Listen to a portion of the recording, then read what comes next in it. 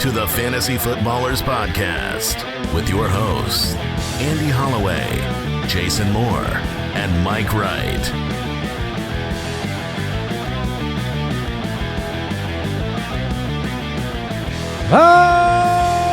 Welcome in.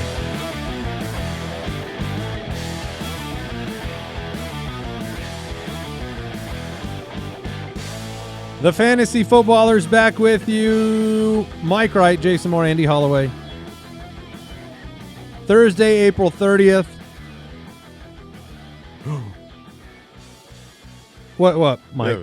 I just had a realization That you're a fair weather fan. And you I know what his realization. Well, I know what. Yeah, baby. It's gonna be me. Also, what? Go to my camera. What are you talking about? Mike is wearing a different hat today What are you talking than about? he normally wears. Well, this is where it was me and the champs. You know, last year's champs, probably this year's champs. You're a big OKC fan. I always have been, guys. No, I remember you were a big Warriors fan during those heyday Actually, years. no, but Big Chiefs fan. Yeah, Yankees. You liked the Patriots. Astros a lot during their whole controversy. I know you were a big fan of what they did. Yeah, and despise trash cans. Yeah. Welcome into the show. Second half of our draft recap. What are you gonna do, man? Sometimes you gotta jump on the train. NFC winners and losers on this show today. But first, we need some sort of can we get the mic announcement horn of some sort? Oh, you need the big horn. Yeah. We do have our draft week giveaway winners to announce here on the show. fun. So anybody that picked up the Ultimate Draft Kit over the weekend or has purchased it since we started pre-orders in February, they were all entered to win a Jamar Chase signed jersey, Bijan Robinson jersey, and a Listener League spot, which have been picked out. We also threw out some extra swag to some folks out there. Let's start here. The Jamar Chase jersey goes to Who? I just wanted to put Yeah. the producer on the spot. There I we thought go. There was a chance. There it is. Adam Johnson with the Jamar Chase signed jersey. Congratulations. Oh, now see, I have set us up for like you multiples. This is I on- put in Slack. I'll hit you with the drum roll for the Listener League slot. Okay, spot. no, we're committed now. The Bijan jersey goes to. Yeah, I knew. Yeah, it's not good. It's not good. William Villa or Villa, however you pronounce it. And then, hey guys, Have we messaged the Listener League spot winner? Not yet. Oh, do we? So this is maybe they're just learning about it right now. If you haven't heard yet that you're in the league, this might be you right now. All right. If your name is Steven. Good work, Steven. Go ahead and pronounce the last name. Jabot. It's your boy. It's your boy, Steven. Gibao. Gibeau. I think Al? Mike actually got it right. I think it's Jabot. Okay. All I right. mean, that works. If that's your name or something close to it, Oui. look out Steven for Jabot. an email from Al Borland. We also sent some swag packs out to Cody. Cody P, Bonjour. James F, and Bryce L for some swag packs. Lots of giveaways this week. I had somebody email me this morning, and they said, I didn't have time to pre-order it Thursday, Friday, Saturday, Sunday, Monday, Tuesday when I had a chance. Could I buy it today and still be entered? And I said, no, but because we had already picked the winners because we're honorable men and there's a window, right? Yeah. But I said, if you get it, we do more giveaways and more fun stuff over the entire summer. Also, then you have it. Right. That is also one of the perks, is having it once you get it. UltimateDraftKit.com for that. Let's move on to the news. News and notes from around the league. So much for knowing before the draft, huh? The Steelers placed the rare right of first refusal tender on Aaron Rodgers. I've never even heard of this tender. It means that he can accept a 10% raise off of last year's salary, which would pay him about $15 million this year from another team, right? And then they could match it. Yes, that is. What a cool thing that he has forced him to do. Yeah, weird. Aaron Rodgers is going to be the quarterback. Aaron Rodgers is not going to get to. How are you at? Give me your odds. Okay, my odds are 95%. Oh, I'm like 55-45. No, I can't imagine Aaron Rodgers. Will Howard. This is Aaron Rodgers' decision. Howard over Allard. So, in my opinion, This is just, does Aaron Rodgers Overpowered. want to play football or not? And by the time football starts coming around, I think he's going to be like, yeah, I want to play football. So I talked to I've got friends that are lifelong Steeler fans. They've grown up. Flans. They're flans. All right. Like the gelatin. Yeah, no, I got it. They grew up, yellow and black. Like they don't want Aaron Rodgers as their quarterback. They think it is a lost season. They would like to see Will Howard or Drew Aller or anybody else. If I was a Steelers fan, 100%, I would not want Aaron Rodgers anywhere near the team. It's not best for your future. It will probably win the most games this season to have Aaron Rodgers there. Not best for your Remember future. when Hakeem Olajuwon was on the Toronto Raptors, Jason? Nope. Yeah. What? Yeah, he was. Really? Yeah, Hakeem Olajuwon played for the Raptors. This is The dream, the Canadian dream? the Canadian dream. The Canadian dream Okay. shake up there in the Great White North. It's a fact. But you know what? We're not going to remember Aaron Rodgers, the Steelers. No. The Steeler. We're going to remember the Packer, and he had amazing years and will be a Hall of Famer. But can we he's doing, it's weird to be, We're done with this. we've already done the Brett Favre thing. Yeah. It's just funny, the amount Can't of wait time. for Jordan Love to do this. Oh, yeah, I guess that's inevitable. NFL Network's Ian Rappaport reporting, as I like to say, that Broncos quarterback Bo Nix underwent a successful and anticipated follow-up cleanup procedure on his ankle. Well, he had the injury that forced us into not getting to watch him in the title game, right? I'm just laughing at the anticipated part there. Like, it was successful. It was anticipated. Oh, yeah, you got to We do knew we that. were going to do this. We didn't accidentally have surgery. Like we knew we were going to do it. He didn't slip on a banana peel and fall on a gurney. The scalpel's in my ankle. Quick, One of the perform most surgery. anticipated surgeries in history, this one. Free agent wide receiver Juwan Jennings visited the Minnesota Vikings on Wednesday, still a free agent. Jennings has spent at least 3 off seasons begging to be worth more. From And, his team, and deserving to from be his worth team, more? I think at one point, yes, but I don't feel that way. Like, Jennings is a solid receiver, sure. I think he has a lot to offer a team, but You want him to bring it to Minnesota? as the wide receiver 3, he would be very helpful. Lions exercise Jahmyr Gibbs' 5th-year option for 2027. Shocking. That one makes sense. And also Quentin Johnston. Man, huge. What a roller Look at coaster us. that's been. Look at us. Look at us. Whoever thought we would be here together? We are in the middle of doing our team-by-team, player-by-player stat analysis, projecting every single player that goes into the UDK. So we are looking closely at these teams. I saw Jason, he tweeted a disparaging remark about the Dolphins after looking at them in the UDK. Well, it was because I had to stat their wide receivers. Right. No, So- that's not a pleasant experience. Yeah. No. But I look at the Chargers and I see this team desperately needing Quentin Johnston. It's like you look at what they have. They desperately need him. So 5th-year option makes sense to me. Jonathan Brooks. Yes, Jonathan Brooks. Said he's been fully cleared to participate in Carolina's offseason program and feels close to 100%. Tore his ACL out of Texas, retoured in 2024. Really sad story. I mean, this was the highest drafted running back of that class, right? Yes, he was. Have you Ahead of Trey Benson. Yeah, I mean, Andy, have you been tweaking any Carolina projections yet? not with Jonathan Brooks. I mean, I have gotten into Carolina, yes. Okay. I just wondered if how you were handling Chuba versus Johnny Brooks, because I haven't got to them yet, but it's like in just, the vibes and thinking through the situation, Chuba feels like he will go back to what he was 2 years ago, which was a massive steal. Because I just like making the bet on Brooks feels so difficult It's right now. really tough when you come back from an ACL and then have an immediate, ACL rupture again. And now he's coming back, and you'd hope that this quote is like, I'm 100%. And he's still like, I'm close to 100%, which is not great. I've done the Panthers. I had Chuba down for 230 carries to Brooks's 72. Oh, okay. You had Chuba at 230. I have him at 205 right now.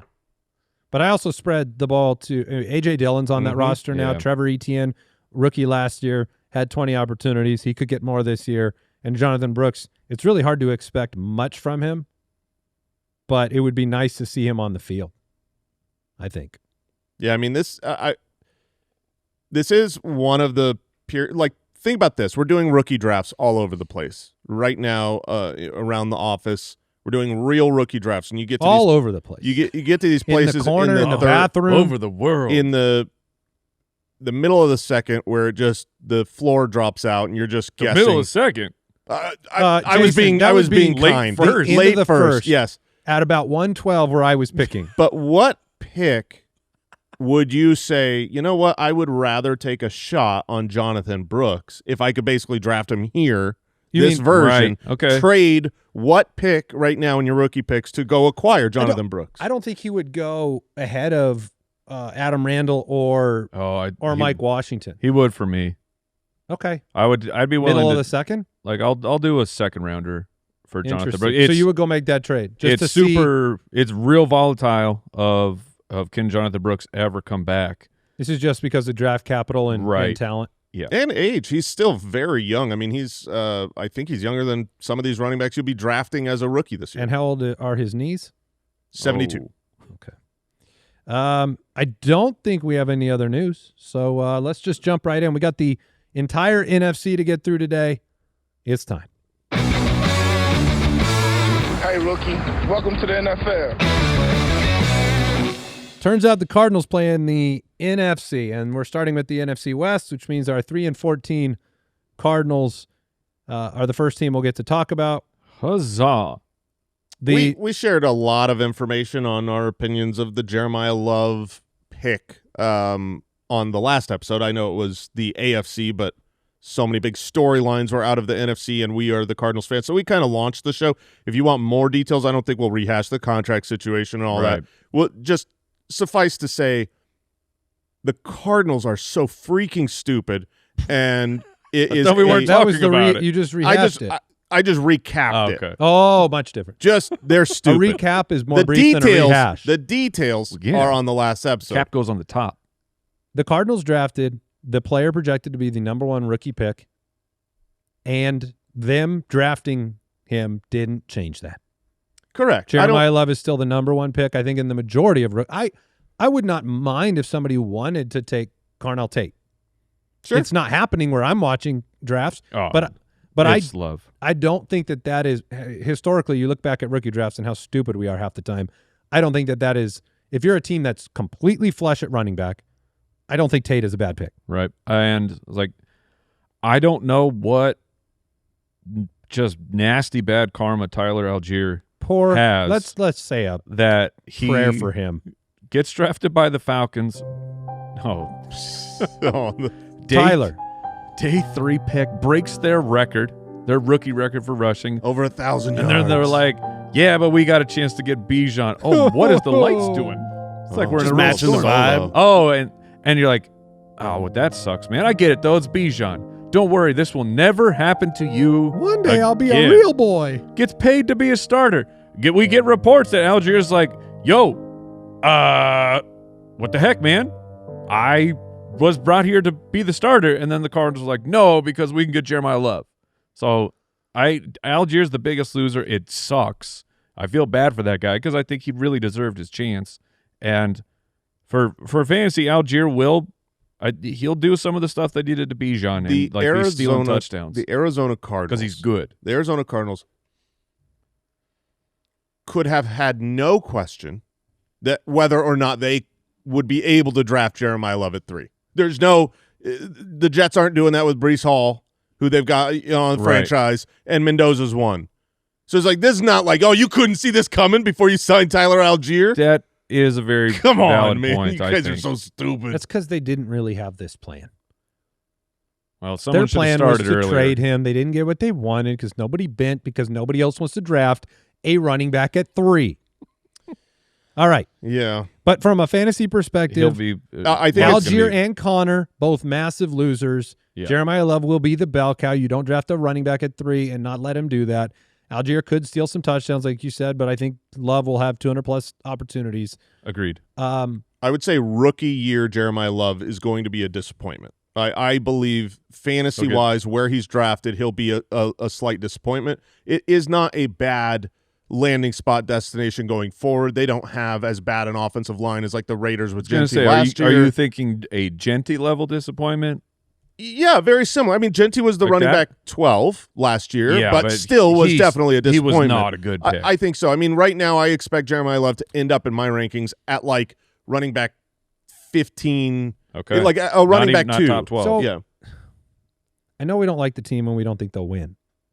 But the truth about Arizona is that their offense was very good with Jacoby Brissett. Like statistically, you look at it, they were very good.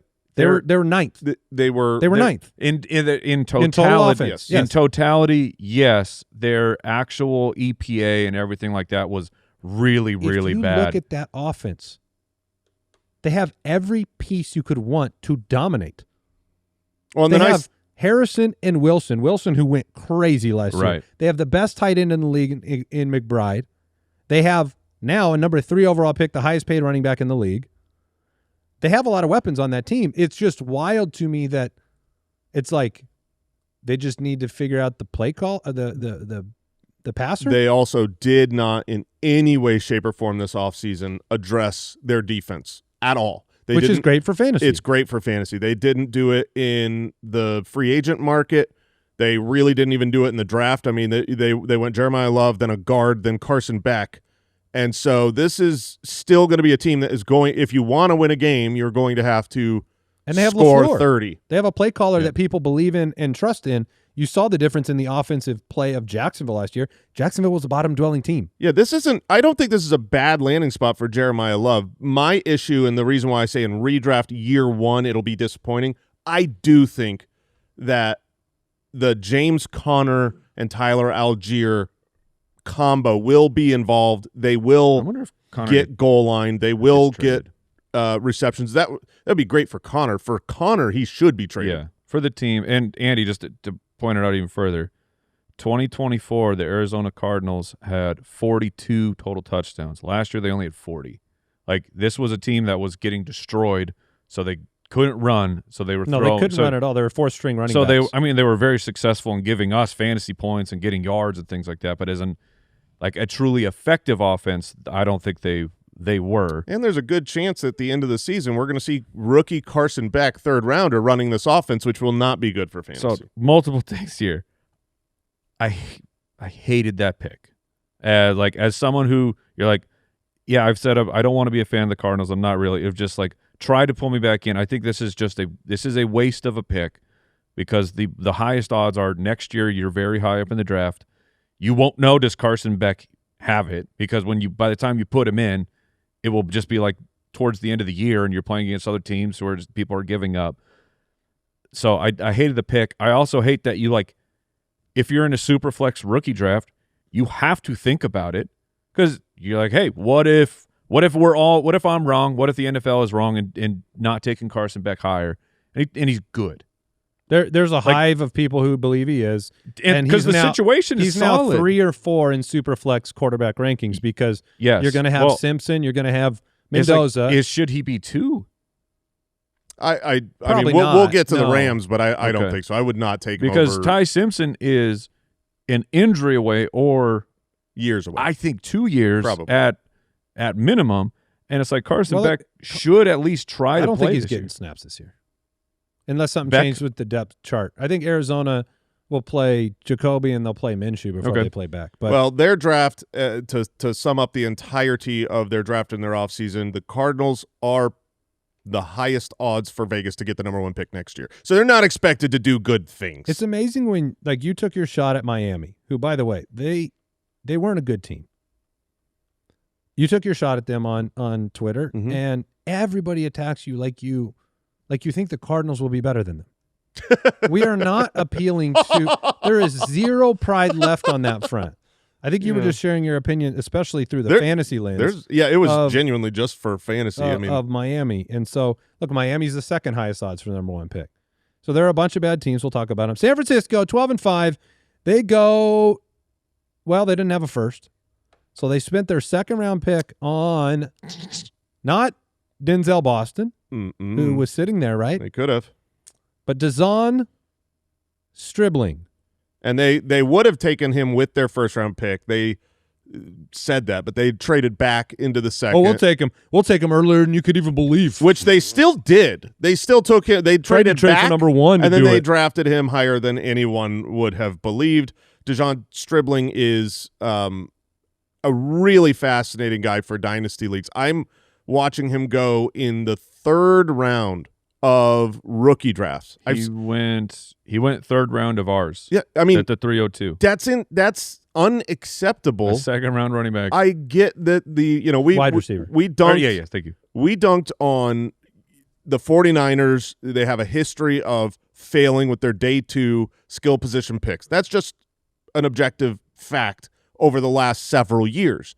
However, this is a player that they basically were ready to take in the first round. They did take him very high, super high draft capital, an offense that's good.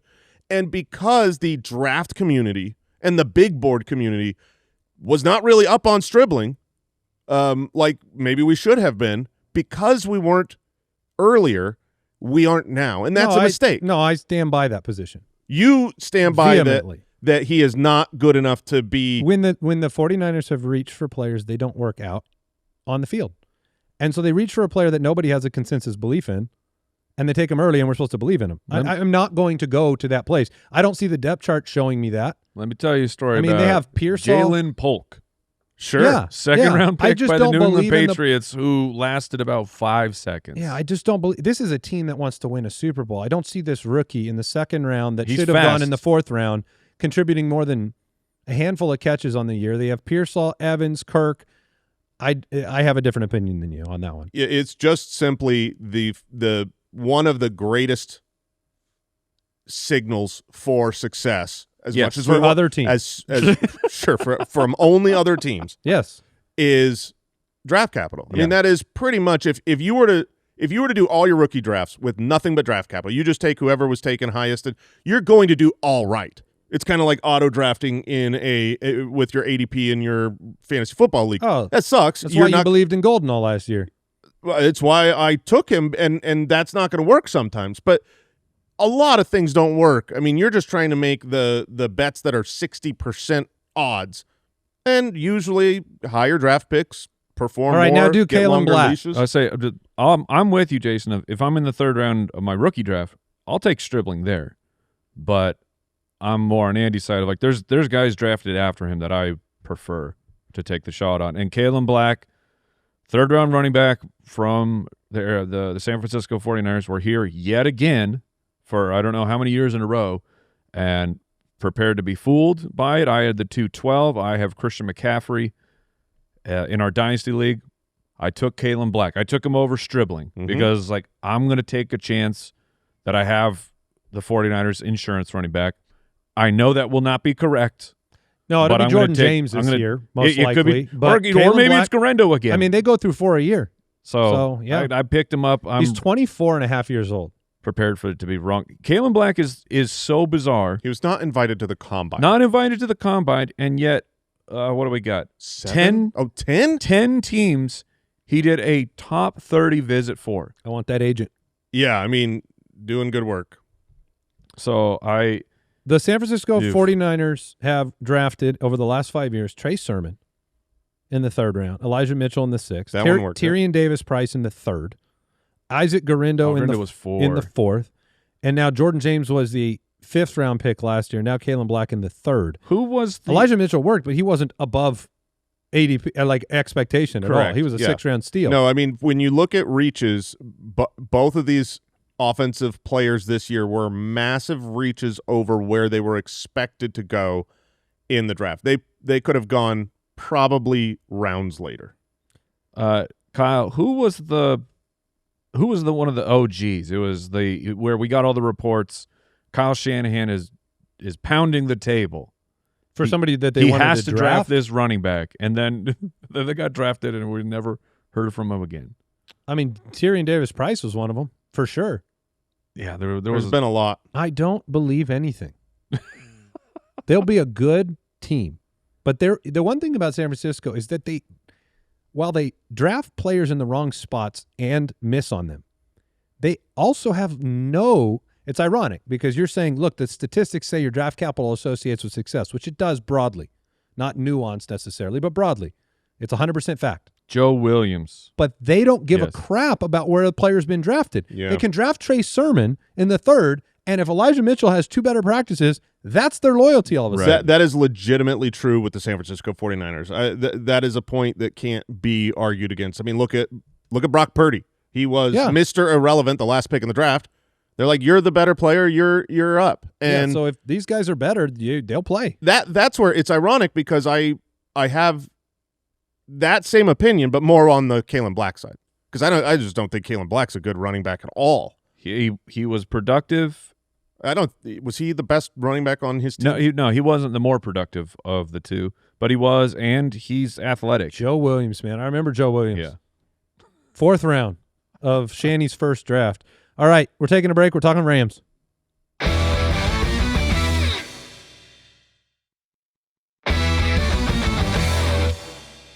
This is the division of confusion in the draft.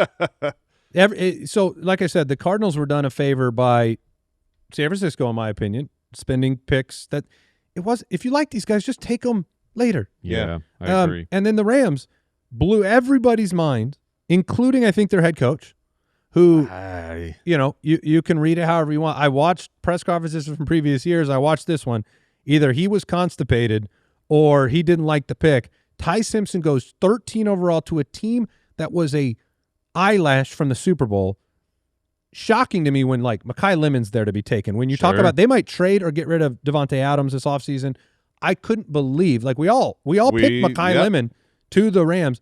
None of us picked Ty Simpson at 13 to the Rams. He hadn't even spoken to Sean McVay before. So that is actually not true. There was a report of a secret meeting. So here's what Top the way secret. Yeah. The way that this has gone down has been a roller coaster. What happened was the first press conference, you had Sean McVay just looking like his dog died, very unhappy, short answered, not like you've ever seen him before. The next day he comes out to the press conference, jokes around, brings it up right off the bat about why he was upset, what was happening, and he basically said that the truth is that was out of respect for Matthew Stafford. He did not want to go out there and sit down and look overjoyed about the future. This is Stafford's team. He wants to project it that way. And then it came out, they were talking about, they had never even met. Sean McVay they don't ever meet with who they draft pick.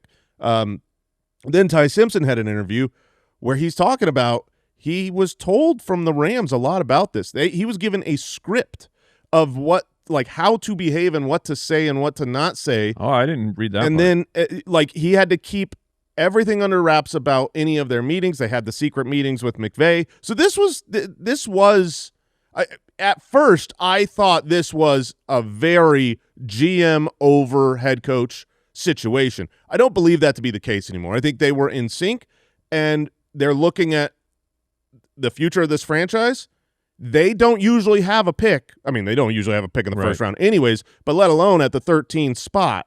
They're usually and project to have a very low first-round pick. So if you have any chance to help your franchise in the future that is, I mean, you're on the edge, I can understand the argument of taking that. And then you go, well, what about the prospect? Is Ty Simpson good? Well, let me tell you, this is a fact. If Ty Simpson went to the Arizona Cardinals, he would not develop. Correct. He would not become a good NFL quarterback.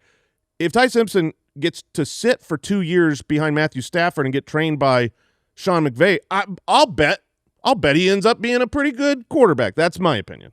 I don't think there's anything wrong with any of that. I think that's all true. I think it's a shocking pick when your team is on the edge of success. I also think it's a little bit funny when it's like, you never get a pick at 13. So now that we're at 13, we're going to take a guy that wouldn't have gone until the end of the round. We're going to take him at 13 because we have that pick. That part shocked me too. I don't think, maybe Arizona was very vocal about trading up to 25 and you had to do it. Yeah. But there's every chance for him to succeed. We don't know when that will be. It might be a couple of years away. It doesn't do any good to debate how, predicated it is. He's a Ram. That's what he is now. I took him in the second round of our dynasty draft because I'm building for 2028. And I'm like, I'm going to take a shot at a quarterback that could be the starter on the Rams with McVay in 2 years. I don't blame, especially the build of your team. going with him, a little bit earlier than I think he'll go in most single quarterback drafts.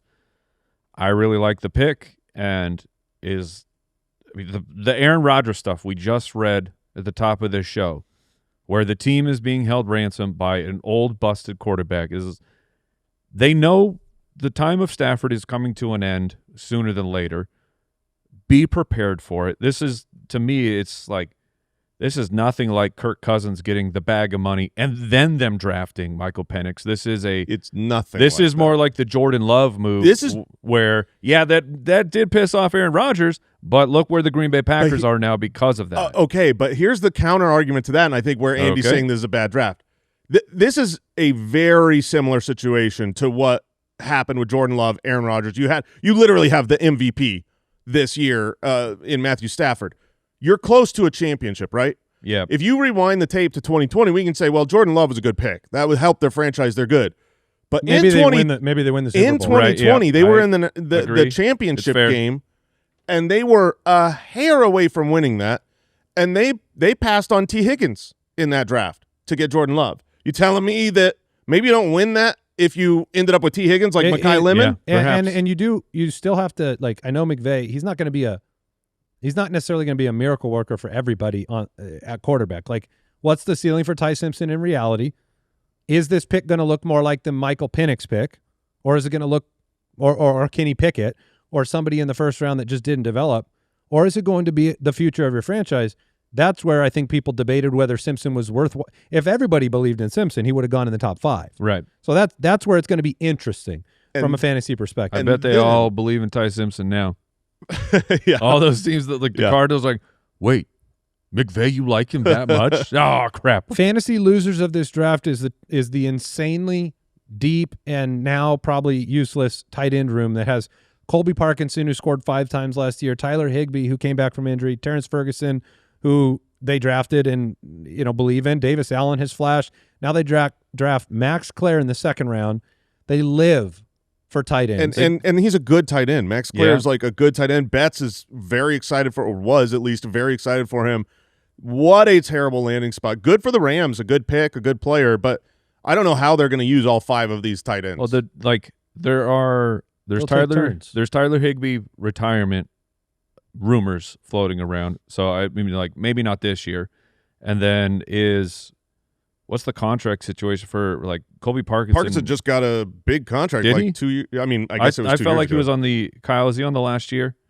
But like I think maybe so Colby and Allen are free agents in 2027. They're for this year. This is their new way of doing the offense, so they want to make sure that they're stocked. For this year, I think that you just have to avoid all tight ends there.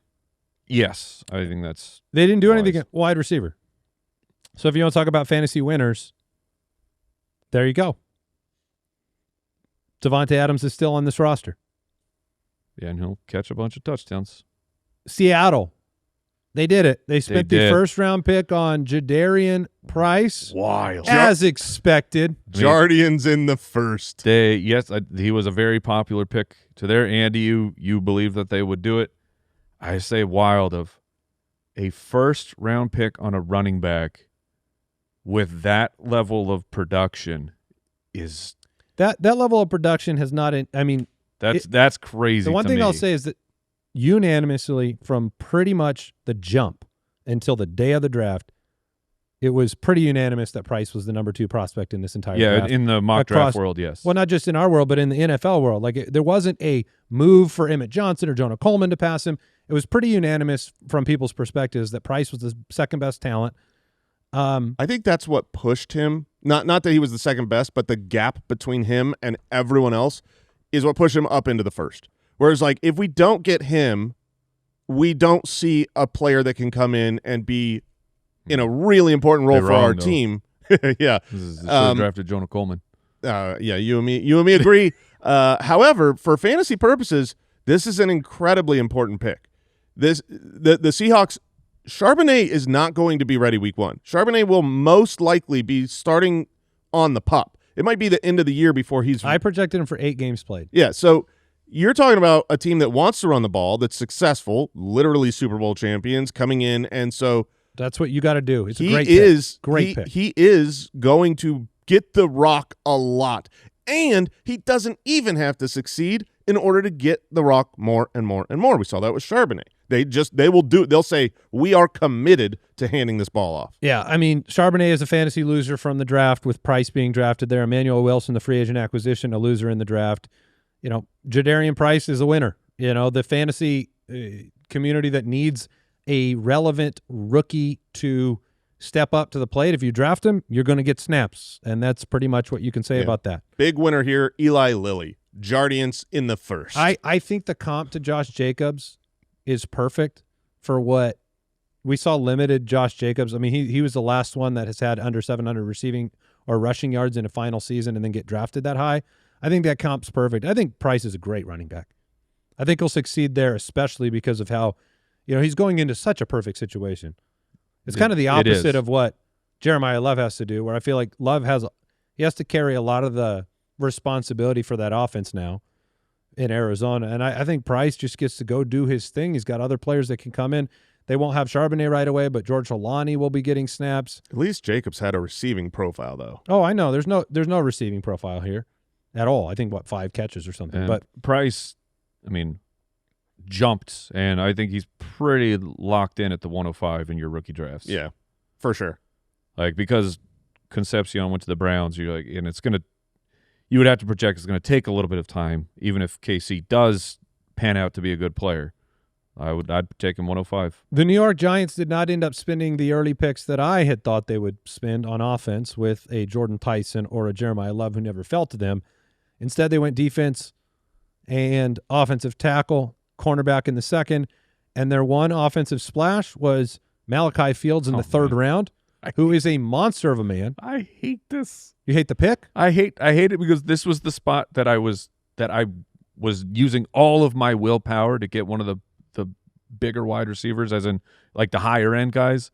And it's like Malachi Fields he's big. No, I'm not physically. I mean, you know, it's not that he's a bad player. It's just things didn't go nearly as well as he had hoped this year. He had kind of, you know, his draft stock fell, but I will be interested in a Giants wide receiver. Malachi Fields finds a great landing spot here, being with Jackson Dart, and really it's Malik Neighbors and a bunch of Jags. I mean, they don't like Darius Slayton at all. They still have him there as a pass. And so they did add Darnell Mooney in the offseason. Don't forget that as well. Yeah, Fields is a prospect that I was ready to be out on. That's what I mean. Before the draft, I was ready to be out on him. I am fine taking a shot now with this landing spot. Cam Scattaboo, big winner of the draft. Oh, yes, Cam. Oh, the people. The people are thrilled. The people love it. It's a big deal. And I'm gonna go out and just say Malik Neighbors is a winner of the draft, because what I didn't my biggest fear this offseason with Neighbors was the combination of a high-profile, exciting wide receiver landing and him missing a few games. And again, his time with Jackson Dart is non-existent, which means that if he misses a few games and Jordan Tyson becomes the dude for Jackson Dart, it's great for Dart. It's not great for Neighbors managers, and that would have worried me a little bit. Neighbors, if anything, you look at the offseason and you say, well, you subtract Wan'Dale Robinson's billion targets and you replace it with Mooney and Malachi Fields, it seems like the targets will be just fine for Malik Neighbors. But, man, just imagine them. We almost had the world, guys, the Giants. Malik Neighbors and Jordan Tyson. I think you're saying this from the perspective of Jackson Dart, but I actually think that it would have been nasty. I think that the offensive tackle is big a help for. If you're not going to take a wide receiver, Dart. Dart is a winner here because I agree. They did add a wide receiver on day 2 and got an offensive tackle. I like what they did. The Commanders. Maui Noah. Are you talking about the tackle? Yeah. No, I like, for what it's worth, broadly, I like what the Giants did in the draft. I think it was a good draft. Washington, they spent a third-round pick on Antonio Williams. Again, Washington was rumored to be in the running back game, and to be, which they did. They got probably a steal on Katron Allen in the 6th round. You mean like Katron Allen's going to steal their money? How do you mean? Because he's not that good. Oh, you don't like him? No. Oh, I got you. Yeah, that was a shot at him. Yeah. Take that. That was an insult. Right. Where did Nick Singleton freshly go? paid drafted running back. Where did Singleton go? 5th round? Did he go? He went ahead of Katron Allen. Did, Antonio Williams, wide receiver in the 3rd round. Again, Washington was one of those teams we thought maybe would use number 7 overall to go after. They could have taken Jordan Tyson, right? It tells me a little bit about their plans, maybe with Brandon Ayuk, that they did not prioritize another big name. Because if you put Brandon Ayuk with Terry McLaurin, with Chigakonkwo, with Antonio Williams, with Ben Sinnott, I hear you loud and clear, brother. Yeah, you got it. So Antonio Williams, I mean, I am the Senate. he worked Ben Sinnott into that. He did. This draft I day. mean, we are talking about the Commanders. 3rd year breakout. Traylon Burks too, man. Your guy, Jay. Oh, yeah, dude. I mean, A.J. Brown, who? I think this is a great landing spot for Antonio Williams. He's shot up my dynasty rankings. The GM has come out and talked so much about why they like Antonio Williams, targeting Antonio Williams. The opportunity that he finds himself in is great. I mean, if Brandon Ayuk shows up, that will nerf it a little bit. But as of now, he has a real opportunity to be the wide receiver 2 for a good offense. That's hard to find yourself in that situation. You expect Jaden Daniels to be good. Terry McLaurin's the one, and they really need someone else to step up. So Antonio Williams right now, I mean, he is my number 12 ranked rookie. So he is the back of the 1st round for me. Katron Allen will have an opportunity, whether you like him or not. This backfield did not add other pieces. Please refer to Katron by his chosen name. Fat Man. Oh, that's right. That's right. You don't know about this one, Andy? This one's real. That's not a joke. Not a pretty joke. bad insult. That was is- no. It's not a joke. It's Fat not. Man. It's not our nickname. Oh, I will call him that. Yeah. If he would like Fat Man. We honor and respect these players. Yeah, Travis Etienne Jr. That's right. Rumbalaya. Fat Man. And Fat Man. Oh, I like him more. Yeah. What a gift, Katron. His mama calls him Fat Man. It does make me like him more. Yeah, Fat Man Allen. Mama calls him Fat Man? Yeah. That's where the So nickname we came have from. Bill I think Krosky and Fat Man in that backfield. and Crawd. No, Oh, wait, he's Crawd's gone. gone. Jason. Darn. No. I'm Welcome to sorry. 2026. I forgot. Jason. Boo. The I just was excited on the names. I know. I know. You just got to be faithful. There you go. Ja'Cory Krosky-Merritt is a winner, by the way, Yes. because you did not end up with the Jeremiah Love situation. I thought maybe JCM's window was completely shut, It was possible. and it seems like they're willing to have him in a committee with Rashad White. I can't wait for Rashad White to be the clear leading back again and be good for fantasy while everyone hates on him. There's one major problem there. He's Easy for Rashad White. Yeah, he's not good at running. It might. It just so people are aware, Antonio Williams did run 93% of his routes from the slot last year. So that you might have a Jaden Reed problem with his Traylon production. Burks, I think they gave him money, right? And he's going to come little back.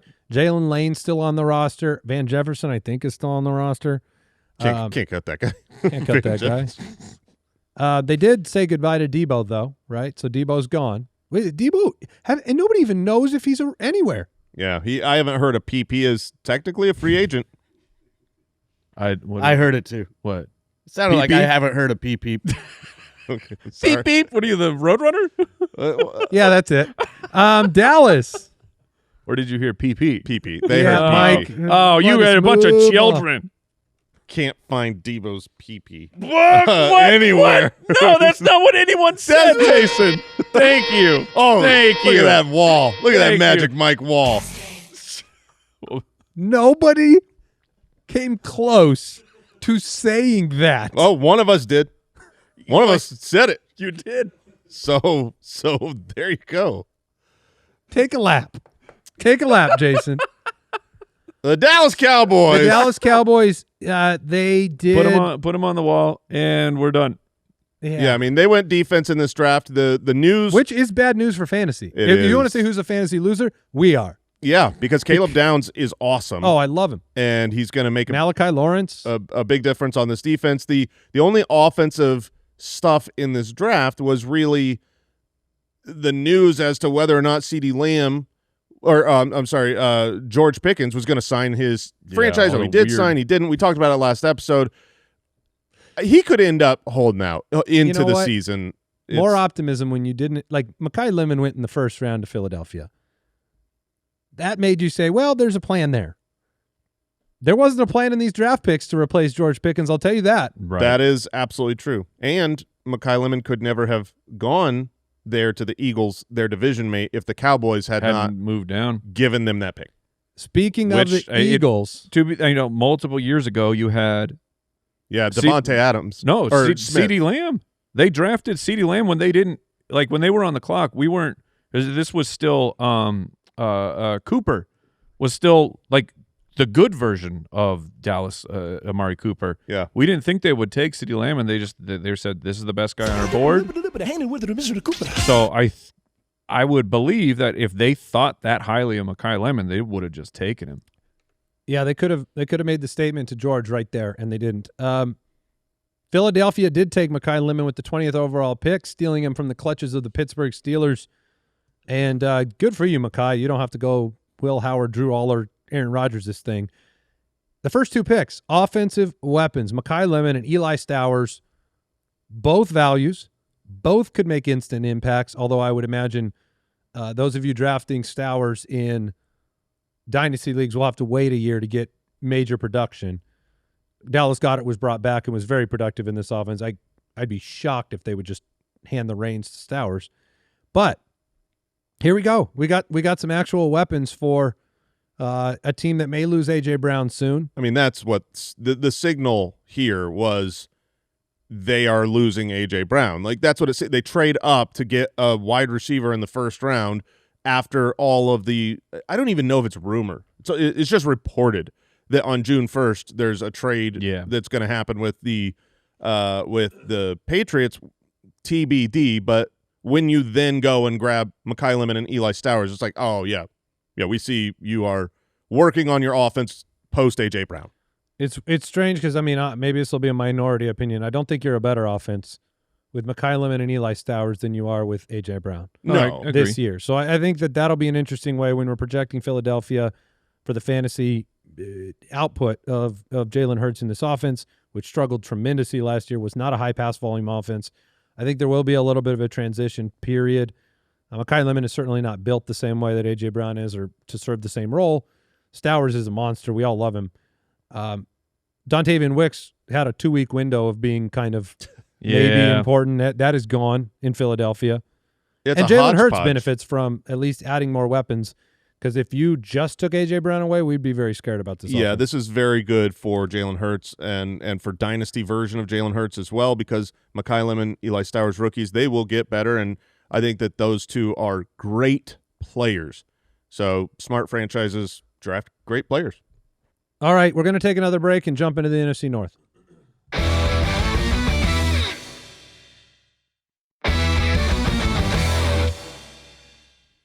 This one, we got 2 more whole divisions, guys. Did you know that?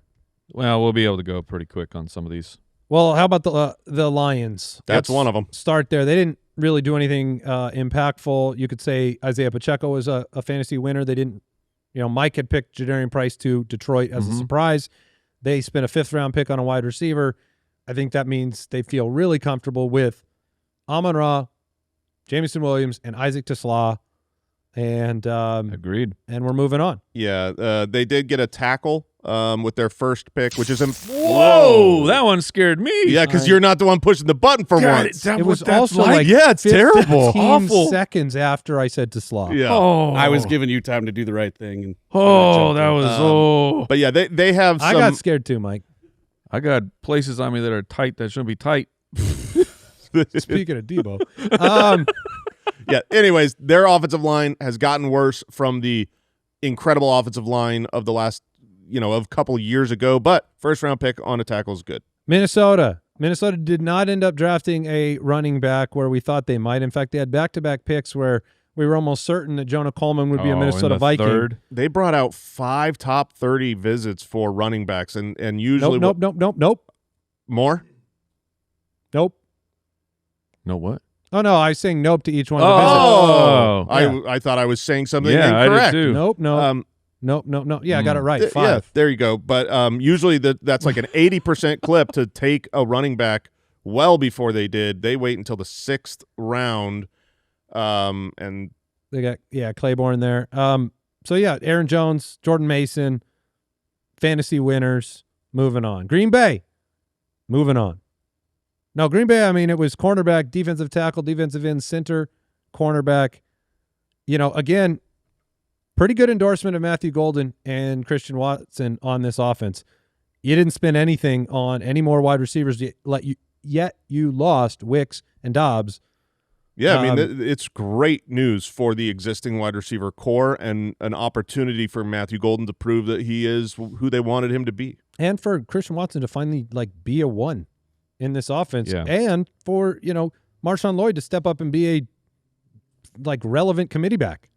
No more Emmanuel Wilson, and they didn't draft a running back. So Green Bay, Josh Jacobs, and who you have on the roster, you were the winners there. The Chicago Bears. ... Yep, not a ton. I mean, there were, DeAndre Swift and Monangai are the guys at running back. Yeah, we did not get a running back drafted. That was the story. I mean, this wasn't a deep running back draft class anyway, so you kind of felt like they were safer. But early in the offseason, it felt like Swift was going to get cut and wasn't even going to be a part of this team. And now I'm like, Swift is going to be exactly what he has always been, a solid RB2 for fantasy for sure. Well, we can talk about this one. The New Orleans Saints, 6-11 last year with the 8th overall pick. Jason called this one on his predictions. Jordan Tyson of the Arizona State Sun Devils heads to New Orleans to join Chris Olave, to join Tyler Shuck. What do we think about – I mean, Tyson was my number one wide receiver in this draft class. He remains my number one. Yep, same. What's funny is I don't know if he remains my number one anymore. Oh, you like Tate more? I like Tate more at this point. My rookie rankings have Tate higher. But Tyson is a great landing spot. Great upside provided for Tyler Shuck. But, Chris Olave is still the dude there. My rankings clearly are going to show that. Yeah, I mean, this is wonderful. They desperately needed another pass-catching option. Their second best catcher of the ball is probably Juwan Johnson before this draft, and that can't be good for your franchise. So good for Tyler Shuck. I think Tyler Shuck. Also in the third round, Oscar Delp is La Jolla. Oscar Delp La Jolla. Yes. Thank you. Yes. We both heard that during the draft when they draft with the third pick, Oscar Delp, and both Mike and Oscar Delp, not La even in Jolla. the same both did building. Yeah. We both were are like, the dumbest. Yes, we Oscar are. Delp La Jolla. He is not a he's not a player that is going to threaten in the pass catching game. Right now, but I'm just saying for Tyler Shuck, for this offense, and they added obviously Achane Jr. to this team. I'm excited. I'm in the fourth round. Excited for the Kellen Moore, Tyler Shuck led Saints offense for fantasy. I'm super, super excited. Olave and Jordan Tyson it's not Malik Neighbors, Jordan Tyson, but it's still pretty nasty, and that'll be real fun. And then Bryce Lance, a.k.a. Trey Lance's brother, who plays wide receiver, and it's a wide receiver who has all of the athletic ability that Trey Lance had, except we don't have to worry about him being a bad quarterback. He doesn't have to throw it? Yeah, he doesn't have to throw it. He has to catch it. So I mean, him in the fourth to bring an extra boost, just it's a pretty high athletically pick. and field stretching ability. I'm real excited for the Saints. All right, let's move on to Atlanta. Their one big offensive pick was a third-round selection of Zachariah Branch. Dude's very fast. They do have a very weak depth chart, so when you look at opportunities to break into the rotation, you don't have to go very far. Jahan Dotson and Zacchaeus is kind of pigeonholed into a specific role. So Branch could be as well. We'll see how they use him. A round 3 pick, that's just fine for draft capital. At Georgia last year, 51% of his routes were screens, so he's catching the ball at the line of scrimmage half of the time, which for fantasy football purposes, that's generally a big red flag, as in this person will never turn into a mega producer. Not that he can't help the team, or maybe he evolves into a wide receiver 2 at some point, but he's going to be a high-risk pick despite being a third-round guy. He's going to be a high risk, but he is also a high reward. We talked about this on the Dynasty show this week. His ability, I think he is not going to work out. These screen warriors in college don't translate to the NFL. I am guessing he will not be a good fantasy player. But if he hits what his skill is it is the Tyreek Hill-ish kind of stop-start that no one else can do. And so should he hit, it's a scratcher ticket. It's like you're probably going to lose, but if you win, you could win big. That's what a scratcher ticket's about. Yeah, which, to be fair, this year's draft, you can't win if you don't play. This year's draft where he's going in the late second, third round of rookie drafts. Yeah, sure. It's all crap. Go for upside. Well, and that's where I'm letting quarterback situations determine my differentiator in a lot of rookie drafts. Where and Atlanta has two of them. You just talked about Antonio Williams. Well, you got Jaden, right? Like at least there's that. Mm-hmm. And here I get like the double whammy of you got to hit, and then you got to hit with crap at quarterback. Maybe, but probably yes, you have crap. Tampa Bay 8-9. Fantasy winners for Tampa Bay. We didn't find another running back in this draft that is a benefit for Bucky Irving. We didn't really have a whole lot else going on other than the third-round selection of Ted Hurst. This is one of the deepest, even with the departure of Mike Evans. It's still one of the deepest wide receiver rooms in the league with Ibuka and Godwin and McMillan and Tez Johnson, Cade Otton soaking up targets. I know you guys like Ted Hurst. I don't know. I like Ted Hurst. If you need an injury to have a rookie season. It's bad news for now I can't think of it. Tez Johnson. Yeah. I think Tez will be the odd man out. I agree he would be the odd man out. I thought Tez played great last year. He was very good. This is, like you said, this is a very deep wide receiver core, but it is not full of firmly established. Like, you've got Godwin and you've got Ibuka. Those two guys aren't going anywhere based on draft capital and contract. And then they've got a lot of other talent, but it's not anyone that is so established that someone can't come in over the top. And be the three. Ted Hurst, well, be the three this year, but Godwin, at this age with the departure of Mike Evans, that's fair. Ted Hurst is, he's obviously not a Mike Evans, but he's a taller field-stretching guy that can do was he 6'4" or something? Some of the same stylistic, routes, and, losing Mike Evans matters for this team. And they went out and they said, hey, day 2, we're gonna target Ted Hurst. They were Hursty. I like it. I'm gonna take a drink on that one. You shouldn't. I'm Hursty. Oh man, refreshing. Sometimes you say it, and then the reaction, you're like, man, I really wish I wouldn't have. There you go. Yeah, I like Ted Hurst, and I like the landing spot. You've painted the picture pretty well on an opportunity to break through. It's not like, Tez had 22 catches. Jalen McMillan was hurt and came back and caught 12 passes. So it's not like those two guys were dominators. I think they're both good, but there is room for the size of a player like Ted Hurst to establish some dominance. Carolina, offensive tackle, defensive tackle, third-round pick of Chris Brazzell II. Brazzle. Dazzle. Yeah. That's from Chicago. These last my two shows musical have been theater real people, special. Jeremy, Al you got is me not, right. He's I like, was yeah, right you're there right. with you. He's Yeah, like, you got it. right. Nerds. Chris Brazzell II. Third-round pick. I didn't think Carolina would go after. I know. That's all it is. I like his film. I like his production. I like his measurables. And then he's from Tennessee. I'm out. What was that? That was the Adonai Mitchell and Xavier Worthy? Jalen. No, they were Texas. Hyatt. Oh, they were both Texas. No, you're thinking of Jalen Hyatt. Yeah. What's wrong with that guy? For some reason, and Tennessee Thornton from last year, they just Tennessee is Cedric able Tillman? to produce a lot of statistics that somehow are manufactured well in college and doesn't translate. Brazzell he's is a good player. He is, and he's the son of a former NFL player, which so he's grown up knowing ball. Day 2 draft capital goes to the Carolina Panthers, who really need another weapon outside of Tetaroa. Yeah, they have Jalen Coker, who will be healthy this year and has been productive. They have Xavier Legat, your favorite player in football. he's still there. But there's an opportunity there for sure. Chuba Hubbard, like we said, they didn't go after a running back. It's good for Jonathan Brooks and Chuba Hubbard. Trevor Etienne's still there. A.J. Dillon's still there. So that's going to be your backfield. Any other thoughts on Carolina? I think that about does it. Okay, we got through it. We did it. NFC winners and losers. in the books. What do we have coming up next week? Don't we have some overreaction episodes coming up? We do. We've got some things. Players to forgive. That's what I was going to say. You got some Producers to forgive. Why do Yeah. you think Papa Josh isn't here today?